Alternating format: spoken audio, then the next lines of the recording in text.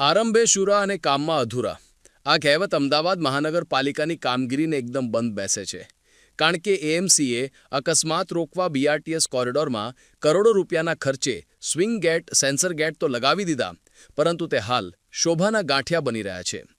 BRTS કોરિડોરમાં અકસ્માતો વધતા મહાનગરપાલિકાએ વર્ષ 2019માં આ નિર્ણય લીધો હતો, જેના ભાગરૂપે 89 કિલોમીટર રૂટના કોરિડોરમાં 250 જેટલા સેન્સર ગેટ લગાવવામાં આવ્યા હતા.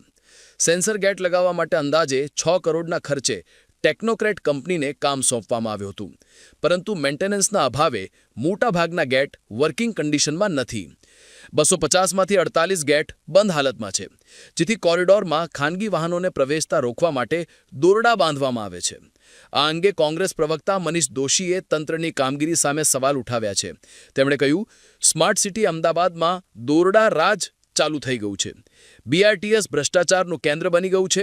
તંત્રના પાપે લોકો મોતને ભેટી રહ્યા છે, જેનો જવાબ શાસક પક્ષે આપવો પડશે.